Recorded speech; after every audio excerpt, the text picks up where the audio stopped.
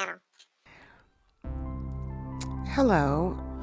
What I've done here is I went over to my purse channel and downloaded my very first setup video, which was 4 years ago.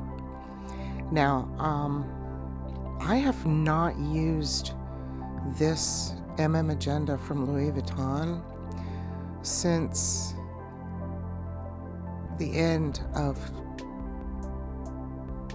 right after I set this video up, because I was carrying this agenda every day when I just went to get my eyes checked because there was something wrong with my left eye, and I was getting like a curtain dropping coming from my nose inward. There was like this darker spot, and I didn't know what that was. And so I went to get my eyes checked at the mall, and the optometrist there said that she didn't like the look of something in my eye. She said it looked like I had a freckle back there on my retina.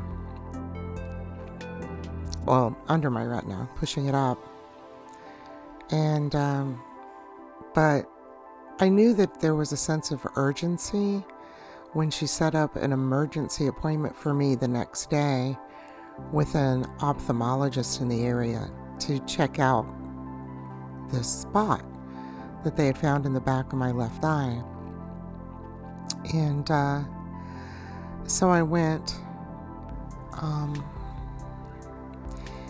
and they did a bunch of testing on me, and I even had to do some radio-pig dye, get an IV, all that in the ophthalmology office. And once I did the first pictures and looked at it, and I saw it up on the screen, well, I knew I was looking at cancer. I'm a nurse, by the way, an OR nurse, so I've seen a lot of scans and pictures through my work life. But then they wanted to do more testing and run radio-pig dye to see, I guess, obviously to see how vascularized it was. And, and then from what they saw, and this was during the beginning of COVID, and everybody was wearing masks, so my husband was outside in the car waiting, and as was everybody else's family members. But they let me call him in, and then I knew. So they took me in a little room and showed me the pictures, and then said I needed to go immediately to Miami to see someone who specializes in fast-moving ocular melanoma. So, of course, had to talk to Dr. Google on the way. And it was looking like, at that time, that day, that if it was class 2, I might have less than 5 years to live. So it was pretty morbid for a while. Anyway, this planner was still with me all the way up through my first surgery, and then I just couldn't look at it anymore and tucked it away. And I haven't used it since. Maybe I will. I do like all of these inserts that I made for it with all my family pictures and stuff. But and I did buy it new from Louis, and it does have my initials in it, so. But there's something in me that has a fear that if I start using it again, something bad will happen. So what I'm thinking I'm going to do is keep it put away for a while. Still, I mean, it's been a few years, and I still fear using it. But it's mine, and it matches the purse that I bought at the same time to carry with it, which I also don't carry because I was carrying that too. So these things, they have this trauma attached to them, and I just don't know if I can carry them again. So anyway, let me tell you the story of the ocular melanoma. Let's start with what it is. on the dark section under the sclera of your eye, it's pigmented, and pigmented tumors can start there just like on your skin. And you can see them when you get an eye exam. So please get your eye exams every year. It's worth it. And anyway, so it's a little tumor forming underneath the retina and pushing it up off the back of the eye. And that was my husband in college. So young. Anyway, so I go to Miami, and I see the ocular oncologist there, and he looks in my eye and he goes, "Yeah, you got cancer," and he goes, "And this is what I want you to do." And he gives me a doctor in Philadelphia. He goes, "We're gonna schedule your surgery immediately to get some radiation in that eye and get that cancer slowed down. But I'm gonna need you, because this looks fast growing, I need you to go to an ocular melanoma specialist who deals with keeping people alive who have gotten this in their eye and making sure that it doesn't metastasize to your lungs or your liver, because that's where it likes to go." And through the years, the people that I have known, it all seemed to go to their liver. And I have to let you know that the people that I have met who have this, they're not alive anymore. It's a fast mover. So I went to Philadelphia, and I went to Jefferson Memorial up there in their Cancer Institute.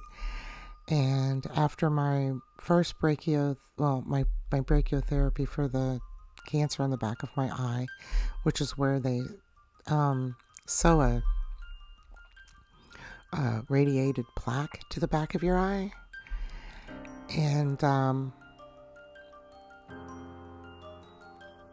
you have that on for 4 days. And because you have radiation in your eye, they keep you in the hospital there. I guess that it's not 100% necessary, but they kept me in the hospital for the 4 days that the plaque was in the back of my eye. Let me tell you, that's not fun. I had to listen to audiobooks and keep my eyes closed because moving my eyes really hurt for 4 days. And I made the mistake when I went to the bathroom, because the toilet paper was on my left, and no, this is in my left eye. So when I moved my eyes to the left to look for the paper, oh my God, the pain. Anyway, so I kept my eyes mostly closed most of the time so my eyes wouldn't move and follow things, because that's what was hurting, was when my eyes moved. So I put on audiobooks, and I listened to audiobook after audiobook, though because of what I was going through, I can't tell you what any of them were. I know that they comforted me at the time, but I don't remember what any of them were. Thank goodness, because I might want to read them again. Anyway, so after the 4th day, back to the OR, another surgery to remove the plaque. And I've had 2 surgeries on my eye since.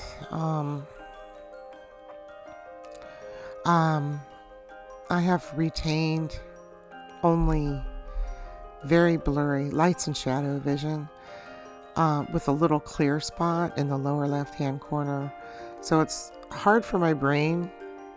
It's getting better. It's hard for my brain to discern what that corner of my left eye is actually seeing, but it does work to let me know that there is a vehicle in my driver's side mirror when I'm driving. And if that's all I'm preserving it for, that's enough. So in order to preserve it, I have to go every 5 to 6 weeks to Miami from the Ocala area where I live. I drive down there myself, and have to go get it checked, make sure the tumor is dead still. So I get checks, and I also get an Avastin shot. It's to keep the vascularity down so that it doesn't really give it a chance to grow.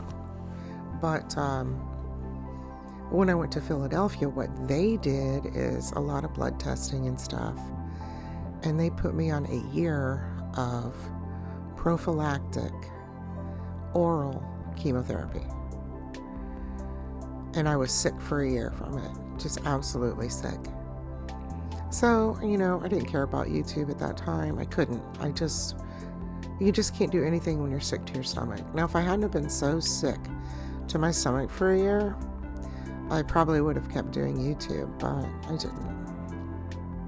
So anyway, I've had several tests and I've been lucky so far. I had the most deadly version. There are 3 versions. I had the most deadly, and it's been over 5 years. So far so good. And I'm going to keep making videos. Thank you for watching.